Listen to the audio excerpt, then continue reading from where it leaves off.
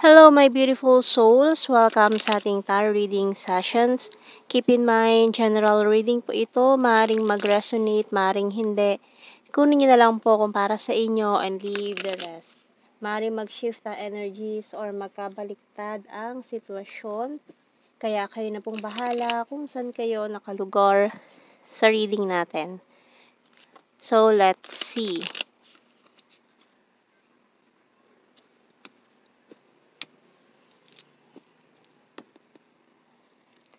Wow, the Eight of Wands and the Six of Wands. Ooh. Ace of Wands and this Five of Pentacles, this Nine of Cups. Ooh.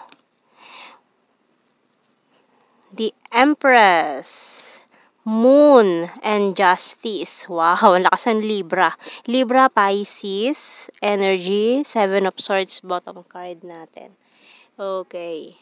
So, So, may ano kasi dito ha, maaring pwede kang mamili or isang tao lang to. Kasi may maaring tong taong ito na who ghosted you in the past. May mga nangyari kasing hindi maganda sa kanya, para may mga bumagsak, nawala sa kanya after ng no contact situation nyo. And itong taong to ay maaaring makipagkita siya sa'yo ngayon. Nagpaplano siya makipagkita, makipag-usap, and may offer siya. Parang may i-offer siya sa'yo na hobby or parehas itong ginagawa noon na hobby na maaaring i-offer niya sa'yo a project. Parang gusto kanyang isali sa project na ito. Kasi alam niya, expert ka doon eh. Parang may expertise, may ano ka eh. May tutulong siya doon sa project. May tutulong ka doon sa project na ito. Kaya ikaw yung naisip niya na hingi ng tulong or isali sa project na ito. Maaring ano ito eh, collaboration. Ayan.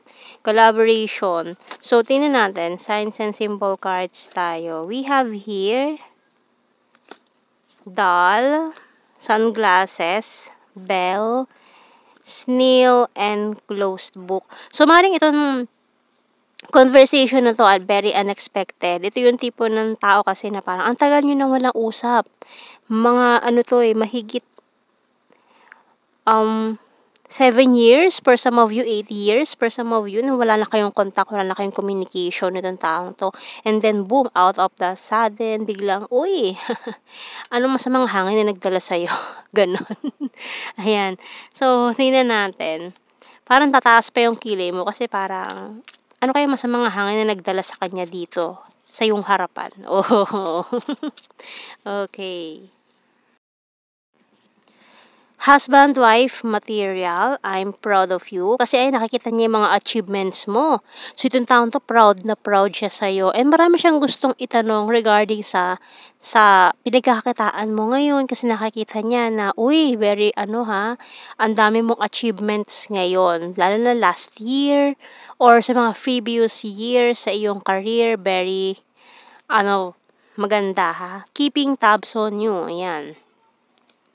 Can't sleep, thinking of you all night long. Guarded and wounded. So, hanggang ngayon sinasabi niya, I'm so in love with you, we're compatible to each other, and isa sa mga hidden agenda, can we start again?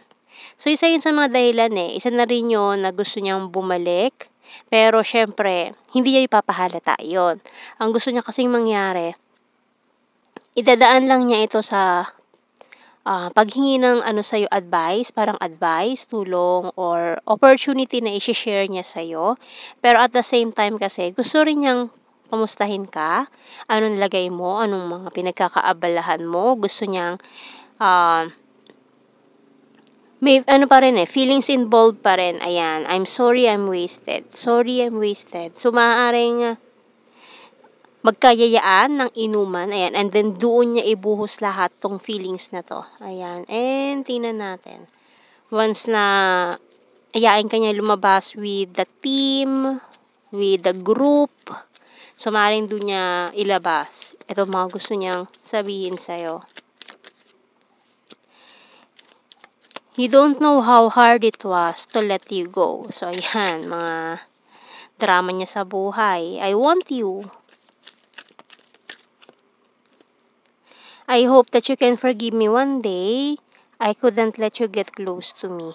So, kasi ito, ang tagal Para napakatagal niya ng plano to, pero hindi niya magawa. No? Maaaring mag-like lang siya sa post mo, out of the blue, biglang, or i-add ka niya sa social media, i-like niya yung post mo, and then biglang mag-comment, and then sunod-sunod na to. Mag-start sa ad, kung hindi kayo friends, i-add ka, magla-like ng post mo, magko-comment, and then, sa personal message. Ayan. Finding out the truth crushed me. I know that I crossed the line with you. I want to be more than friends and you and I were too young. So, maring bata pa kayo nung naging kayo or nagkakilala kayo nitong taong ito na parang yung relationship ninyo is humantong na lang as friendship hanggang hindi na kayo totally nag-usap. I don't react when people mention you. And then ngayon, out of the blue, after 7 long years, 8 long years, hanggang 10 years, na wala kayong ni-ho, wala. Tapos ngayon, biglang uy, ano masamang hangin na nagdala sa'yo, di ba? So, tingnan natin sa initial Q, C. Maaaring nakita kayo nito sa QC, ayaw, o maaaring special ang QC sa inyong dalawa. Maaaring dyan kayo lagi nakikita or nagkakilala. K, Katipunan. Katipunan Station ba ito? Yan, dyan ba kayo lagi sumasakay kapag pupunta sa work? Letter T,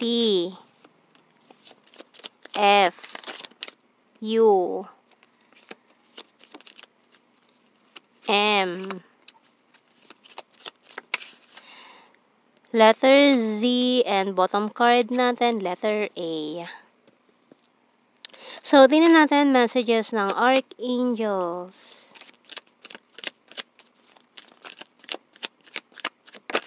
So, we have here, Remember Who You Are by Archangel Michael. You are a powerful, loving, and creative child of God. You are very loved. So, yun na lagi mong tatandaan. Ayan. Kasi itong taon to, matagal na rin tinago to sa'yo, a secret. Ayan. So, ito yung malaking sikreto na ayaw niya sabihin pa sana sa'yo. Pero, ayan. Sobrang tagal. Parang, it's about time na rin siguro. Parang, take siya ng risk, sabihin sa'yo. Kahit pa, ano pa maging reaction mo, tatanggapin niya.